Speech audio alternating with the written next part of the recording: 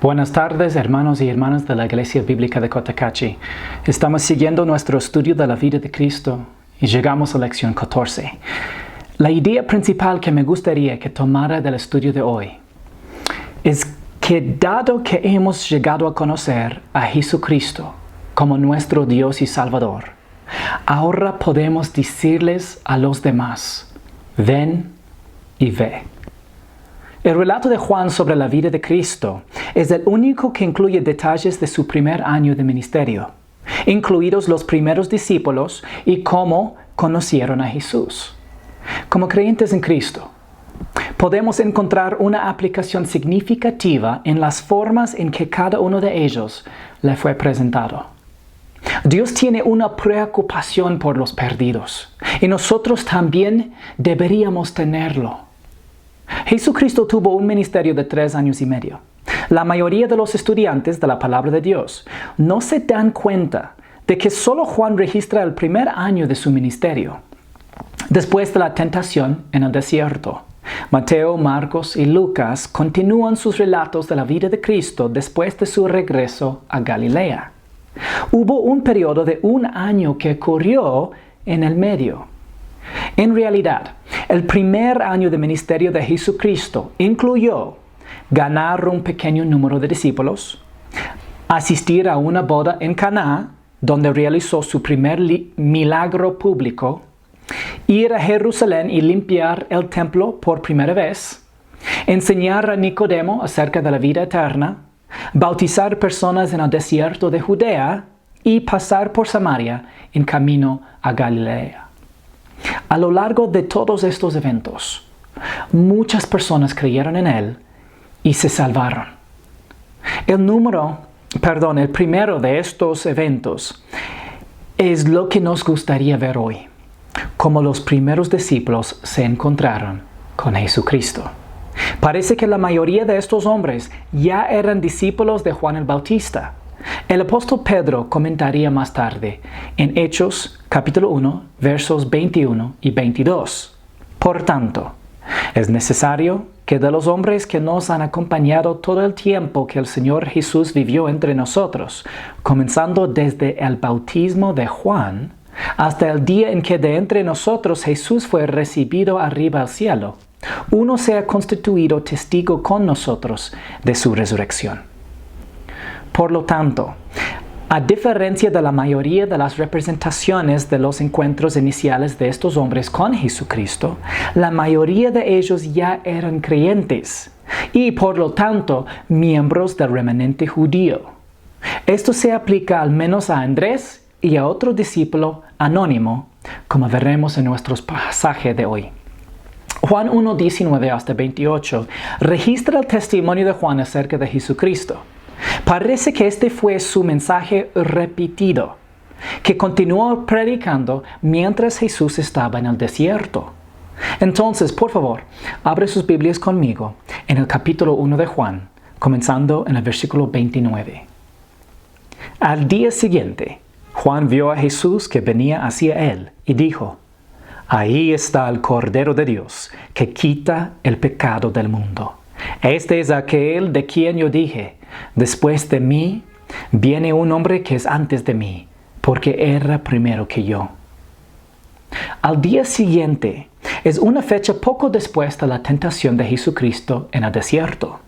Aunque Juan estaba predicando el evangelio del reino de Dios, también señaló a la gente el hecho de que el Mesías sería el único sacrificio perfecto por el pecado del mundo. Cuando Juan dijo que Jesús era un cordero, quiso decir que estaba destinado a ser un sacrificio por los pecados. Quitaría el pecado del mundo mediante su muerte como un sustituto por nosotros. ¿Por qué fue necesario que Jesucristo quitara el pecado del mundo?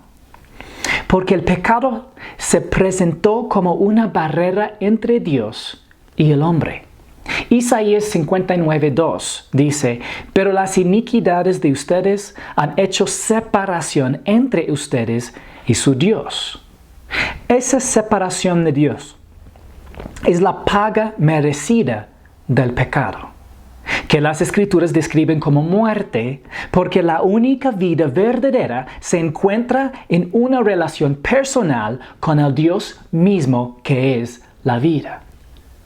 Cuando Juan dijo que Jesús era de Dios, el Cordero de Dios, indicó quién proporcionó la solución al dilema del hombre.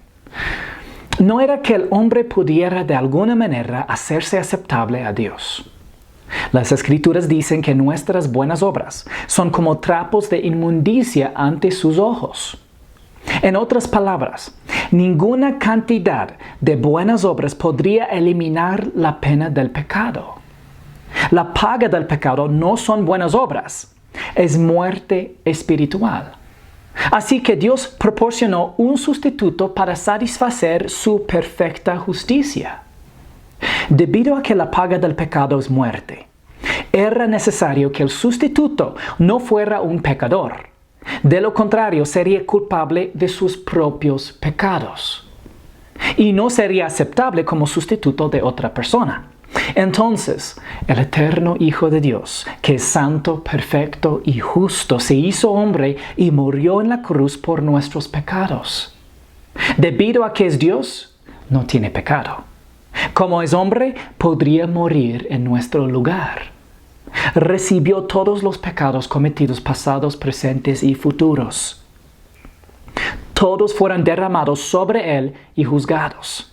Luego clamó: consumado es, lo que significa que no hay nada más que pagar. Jesucristo lo hizo 100% en la cruz. Ahora todo lo que le queda al hombre es creerlo.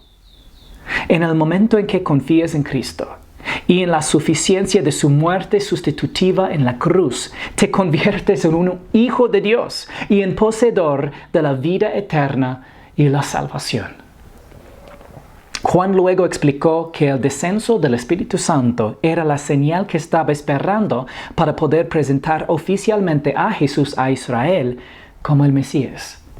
Juan 1, 31 hasta 34 dice: yo no lo conocía, pero para que Él fuera manifestado a Israel, por esto yo vine bautizando en agua.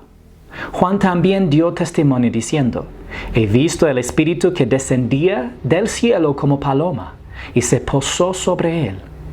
Yo no lo conocía, pero Él que me envió a bautizar en agua me dijo: aquel sobre quien veas al Espíritu descender y posarse sobre Él, este es el que bautiza en el Espíritu Santo. Y yo lo he visto y he dado testimonio de que este es el Hijo de Dios. Juan no pudo reconocer a Jesús públicamente hasta que vio al Espíritu descender sobre él. Él conocía a Jesús antes de que eso sucediera, porque inicialmente se negó a bautizar a Jesús, reconociendo que Jesús era santo, perfecto y justo, mientras que Él era un pecador salvado por gracia. Pero el Espíritu que descendió sobre Jesús autorizó a Juan a presentarlo al pueblo como el Mesías y el Hijo de Dios. El término Hijo de Dios les dio a entender a los judíos que Jesús era Dios. La filiación de Cristo implicaba que poseía la misma esencia divina que el Padre. Era el heredero del Padre y no un siervo, y era una persona distinta del Padre. El significado de que Cristo es el Hijo de Dios no pasó desapercibido para el discípulo Juan, quien más tarde escribió en Juan 1:1, 14 y 18: en el principio ya existía el Verbo, y el Verbo estaba con Dios, y el Verbo era Dios. El Verbo se hizo carne y habitó entre nosotros, y vimos su gloria, gloria como del unigénito del Padre, lleno de gracia y de verdad. Nadie ha visto jamás a Dios. El unigénito Dios, que está en el seno del Padre, Él lo ha dado a conocer. Por lo tanto, la declaración de Juan el Bautista fue notable. Fue esta misma declaración la que luego sería rechazada por los líderes religiosos. Como leemos en Juan 19, verso 7, los judíos le respondieron: nosotros tenemos una ley, y según esa ley, Él debe morir porque pretendió ser el Hijo de Dios. El apóstol Juan, quien probablemente fue un discípulo de Juan el Bautista originalmente, tuvo cuidado de registrar que los judíos entendían el término Hijo de Dios como una referencia a la deidad. Es interesante que no vemos una gran multitud inmediatamente siguiendo a Jesucristo después de la declaración de Juan. En cambio, los creyentes comienzan a seguirlo en un nivel íntimo, personal y de grupos pequeños. Así fue como comenzó el ministerio del Señor, y todavía es la forma en que la mayoría de las personas llegan a Cristo hoy, a través del testimonio personal. Entonces, ¿quiénes fueron los primeros discípulos? Leemos en versículos 35 hasta 37, al día siguiente, Juan estaba otra vez allí con 2 de sus discípulos, y vio a Jesús que pasaba y dijo: «Ahí está el Cordero de Dios». Y los 2 discípulos le oyeron hablar y siguieron a Jesús. Aquí no dice que Juan estaba con la multitud, sino solo 2 de sus discípulos. Estos eran regenerados, nacidos de nuevo, creyentes en el Dios de Israel, bautizados por Juan y esperando ansiosamente la presentación pública del Mesías. No sabemos si no estuvieron con Juan el día anterior, o si este fue simplemente el momento en que registraron mentalmente lo que se había dicho. ¿No necesitamos a veces escuchar la verdad varias veces antes de que finalmente la entendemos?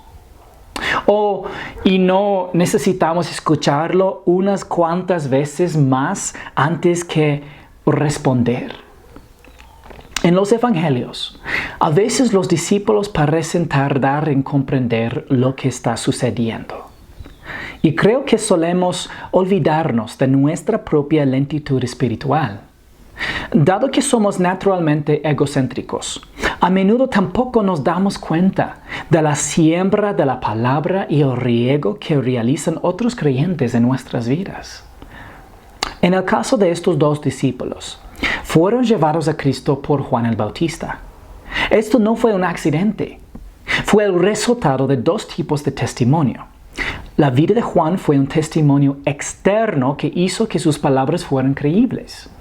Y las palabras de Juan también fueron testimonio personal que claramente señaló a otros a Jesucristo.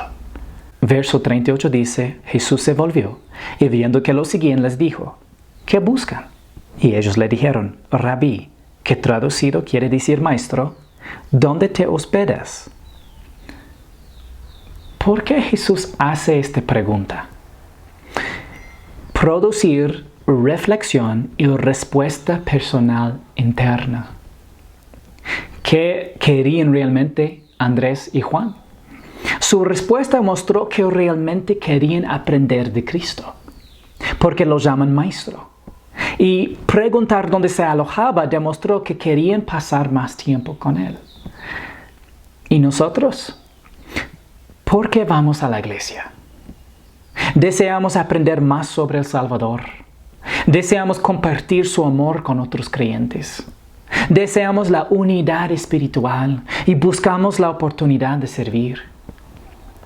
2 Corintios 4:13 tiene esto que decir acerca de el dar el evangelio, pero teniendo el mismo espíritu de fe. Según lo que está escrito, creí, por tanto hablé. Nosotros también creemos, por lo cual también hablamos. Creo que la parte más importante de la vida espiritual es pasar tiempo con Jesucristo en la palabra y la oración, y luego responder a su palabra por fe. Algunos creyentes se especializan en hacer lo que dice la palabra, pero nunca pasan tiempo con aquel de quien se trata. Otros creyentes pueden concentrarse en pasar tiempo con Cristo en oración y la palabra, pero descuiden responder a su voluntad y deseo por sus vidas. Sin embargo, si pasa largos periodos de tiempo con Cristo en comunión, será más probable que reflexione sobre su propia pequeñez y la grandeza de Cristo, lo que resultará en agradecimiento y servicio resultante. Si pasa largos periodos de tiempo simplemente pensando en cómo actuar en lugar de por qué, terminará frustrado. Tus motivaciones se desviarán y luego preguntarás cómo te alejaste tanto de la voluntad de Dios. Entonces la recuperación será difícil. Pero incluso entonces Dios tiene disponible para ti su amor reconfortante y su gracia siempre suficiente. Me encanta que la respuesta de Andrés y el otro discípulo sea como la de un niño. Solo puedo imaginar la expresión curiosa de sus rostros. Ojalá fuera más así.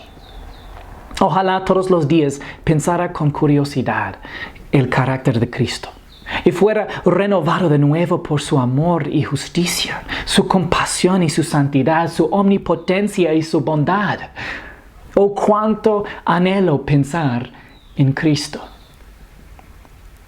Verso 39 dice: vengan y verán, les dijo Jesús. Entonces fueron y vieron dónde se hospedaba, y se quedaron con él aquel día, porque eran como las 4 de la tarde. Vengan y verán. Fue una invitación a su voluntad. Para los creyentes, la invitación es al compañerismo. Para los incrédulos, la invitación es a la salvación. Verso 40 dice: uno de los dos que oyeron a Juan y siguieron a Jesús era Andrés, hermano de Simón Pedro. Se da la identidad de uno de los dos discípulos. Era Andrés, hermano de Simón Pedro. El otro discípulo no se nombra, lo que ha llevado a muchos a creer que es Juan, el discípulo. Este es también mi opinión personal. Qué maravilloso debe haber quedado con Jesús.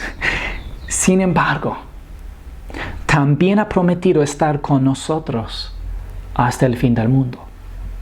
Y eso es reconfortante. Entonces, ¿qué hizo Andrés después de conocer al Mesías? Leemos en verso 41. Él encontró primero a su hermano Simón y le dijo: hemos hallado al Mesías, que traducido quiere decir Cristo. Primero, vemos que Andrés no perdió el tiempo. Y en segundo lugar, vemos que su prioridad era su familiar más cercano. ¿Conoce a alguien o algún miembro de su familia que necesite el Evangelio? Tómate un momento y piensa en esa persona. Ore para que el Señor pueda preparar su corazón para escuchar el Evangelio. Ahora ora al Señor para que te prepare para contárselo. Luego, la próxima vez que lo vea, pregúntele si podría mostrarle algo de la palabra. Por lo general, la gente dirá sí. Luego, muéstreles Juan 3:16 y explíquelo con sus propias palabras.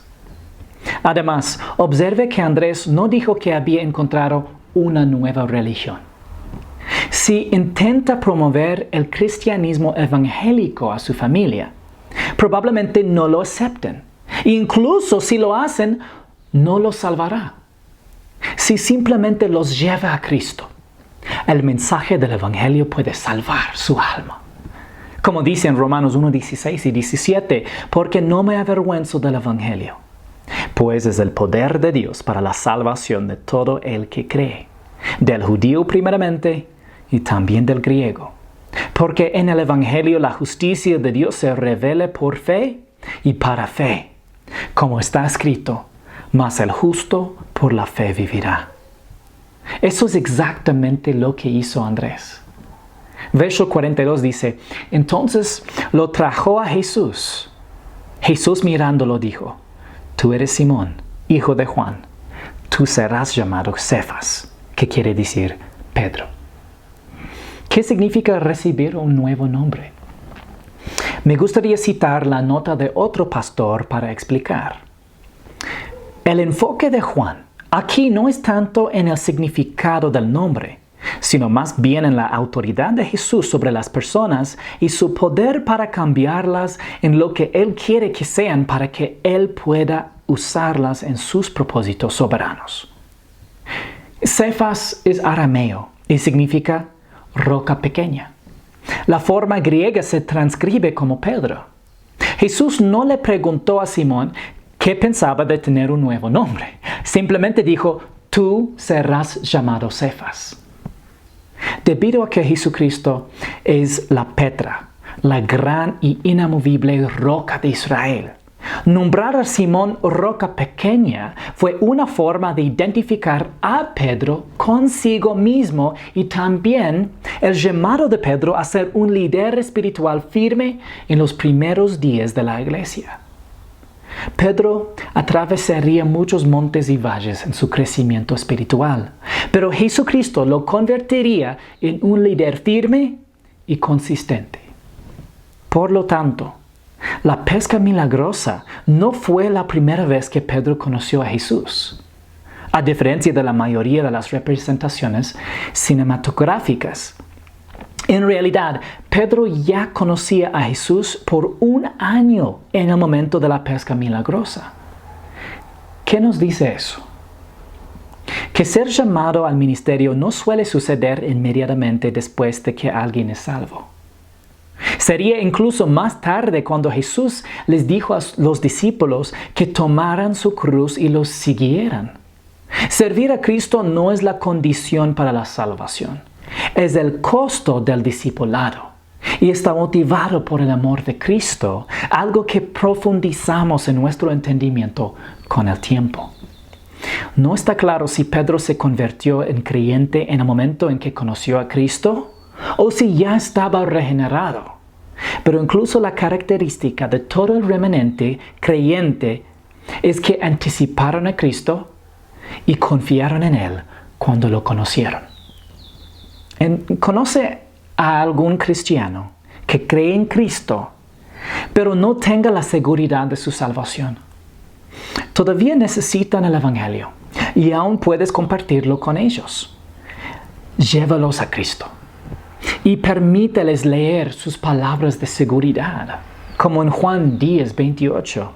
Yo les doy vida eterna y jamás perecerán y nadie las arrebatará de mi mano. Entonces, ¿quiénes fueron los próximos discípulos? Dice en verso 43, al día siguiente Jesús se propuso salir para Galilea y encontró a Felipe y le dijo, sígueme. Algunas personas ya eran discípulos que luego fueron dirigidos a Cristo, como Andrés y Juan. Algunos fueron llevados a Cristo por miembros de la familia, como Pedro. Y algunos son completos desconocidos que se encuentran con Cristo, como Felipe. Simplemente nos recuerda que también podemos compartir el Evangelio con gente desconocida.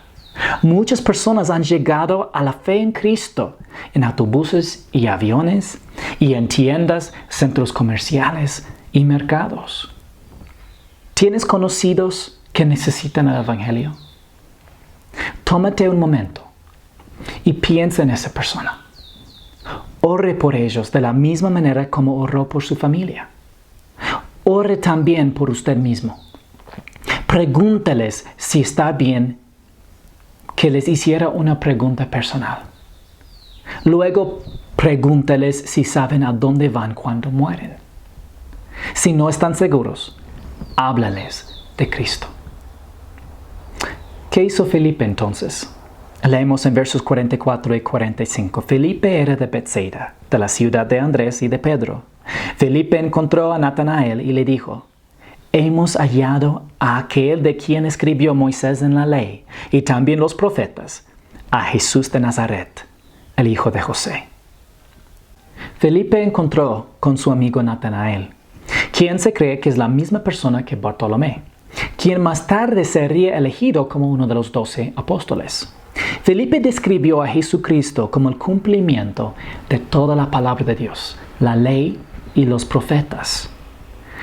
Felipe llegó a conocer detalles sobre la humanidad de Cristo, como su ciudad natal y su padrastro. Recuerde que ser de Nazaret significaba ser despreciado.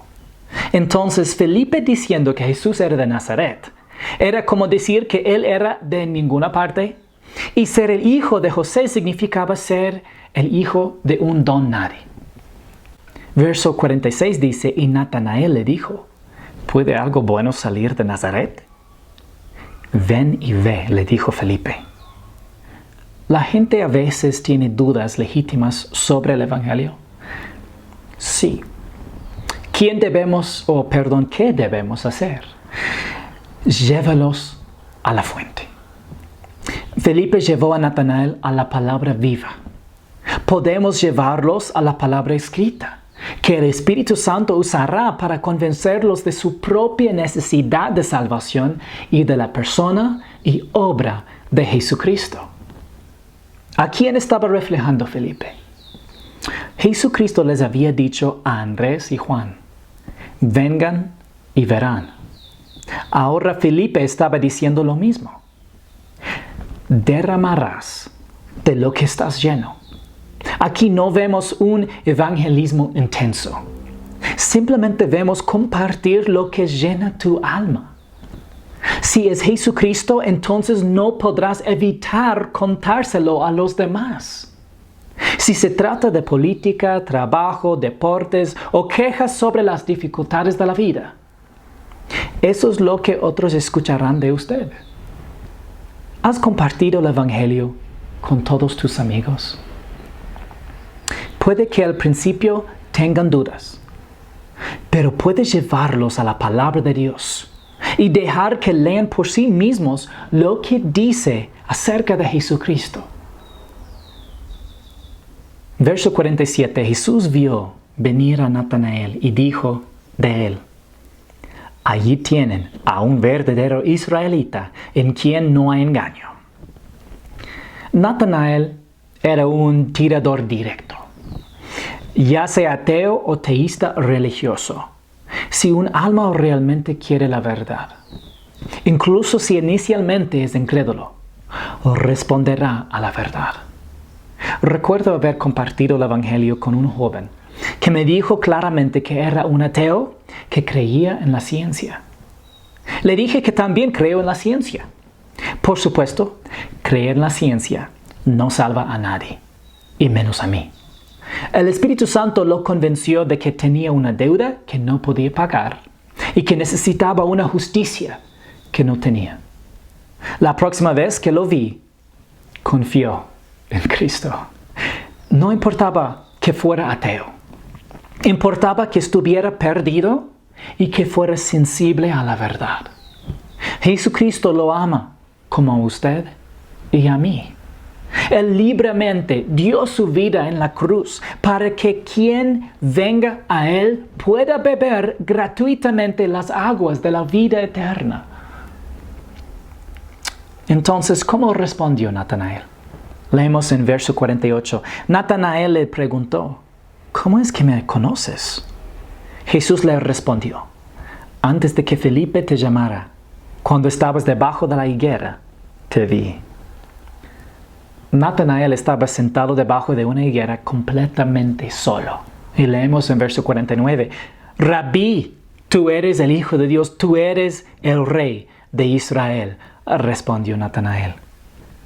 El corazón de Natanael estaba mucho más suave de lo que parecía al principio.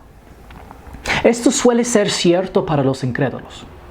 Siempre es sorprendente quién cree rápidamente en el Evangelio y quién no. Una razón es que no somos Dios y no sabemos cómo se ha preparado su alma para el Evangelio.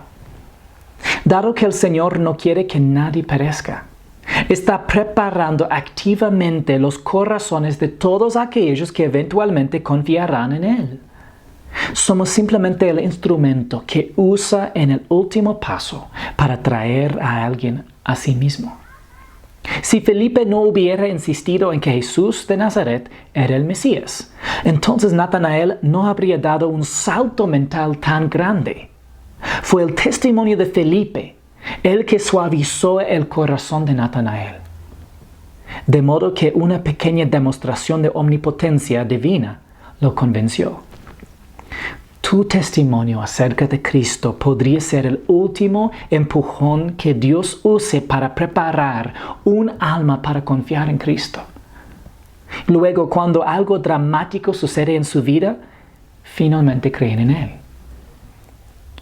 Aparentemente, Natanael ya conectó los puntos de que el Mesías sería el Hijo de Dios, verdaderamente divino, y que sería el Rey de Israel.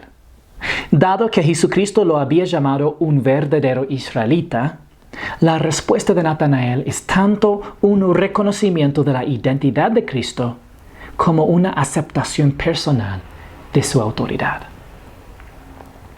Jesús le contestó: «Porque te dije que te vi debajo de la higuera, ¿crees? Cosas mayores que estas verás». En el relato de Juan sobre la vida de Cristo, Natanael es la primera persona que se dice que cree en Cristo. El discípulo Juan ya ha dicho lo que eso implica en versos 12 y 13. Pero a todos los que lo recibieron, les dio el derecho de llegar a ser hijos de Dios, es decir, a los que creen en su nombre, que no nacieron de sangre, ni de la voluntad de la carne, ni de la voluntad del hombre, sino de Dios. Natanael pudo haber sido ya un miembro del remanente judío de creyentes a través del ministerio de Juan el Bautista. O pudo haber sido simplemente un judío religioso que conocía mucho del Antiguo Testamento. Pero ahora sabemos sin ninguna duda que en este punto él ha nacido de Dios y es el Hijo de Dios, es un Hijo de Dios mediante la fe en Cristo. Después de ser salvos, también podemos ver cosas más grandes. Crecemos en nuestra relación personal con el Señor. El Espíritu Santo revela el mensaje del Evangelio a los perdidos, pero las cosas profundas de Dios las reserva para los creyentes. Todo el carácter hermoso y asombroso de Dios y las riquezas que tenemos en Cristo se nos revelan progresivamente a medida que crecemos en el Señor. Verso 51 termina. También le dijo: «En verdad les digo que verán el cielo abierto y a los ángeles de Dios subiendo y bajando sobre el Hijo del Hombre». Honestamente, esta es una de las cosas que espero con ansias. Finalmente reunirme con mi Salvador, verlo en su gloria, regresar con Él para reinar sobre la tierra y vivir por toda la eternidad en una ciudad iluminada por su presencia. Es casi como si el Señor le dijera a Natanael: si crees que esa pequeña demostración de omnisciencia divina fue impresionante, espera a ver las glorias del cielo. En conclusión, en el capítulo 1 de Juan, no vemos pescadores de hombres. Vemos amigos y familiares compartiendo a la persona más importante que jamás hayan conocido, Jesucristo.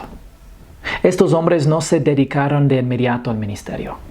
De hecho, un año después, siguen trabajando como pescadores de peces. Pero sí compartieron lo que más importaba con los que les más importaban en sus vidas. Me gustaría animarte a que seas consciente de tu parte en el ministerio de la reconciliación. Conoces amigos, familiares y conocidos que necesitan buenas noticias. Posees esa buena noticia. Tendrán preguntas y la palabra de Dios tiene respuestas. No es necesario que conozca todas las respuestas. Puedes simplemente llevárselos a alguien que conozca mejor las Escrituras, o puede intentar mostrarle los pocos versículos de salvación con los que está familiarizado. De cualquier manera, el Señor quiere usarte para traer a las almas perdidas. 2 Corintios 5, 20 y 21 dice: «Por tanto, somos embajadores de Cristo, como si Dios rogara por medio de nosotros. En nombre de Cristo les rogamos, reconcíliense con Dios. aunque no conoció pecado, lo hizo pecado por nosotros, para que fuéramos hechos justicia de Dios en Él. Los primeros encuentros de los discípulos con Jesucristo nos dicen más sobre Jesucristo de lo que nos dicen sobre los discípulos. Se trataba de hombres ordinarios que creían en el ser humano más singular que jamás haya vivido. Su nombre es Jesucristo, el Hijo de Dios, que se hizo hombre para rescatarnos de los resultados del pecado. Él te ama y murió para que pudieras recibir una salvación completa y para siempre a través de la simple fe en Él. Habiendo confiado en Él y recibido el regalo gratuito de la vida eterna, los creyentes en Cristo tienen el gran privilegio y la oportunidad de compartir estas asombrosas buenas nuevas con otros. Puedes decir, ven y ve. Padre en el cielo, gracias por la palabra y gracias por lo que leemos acerca del carácter, la persona de Jesucristo.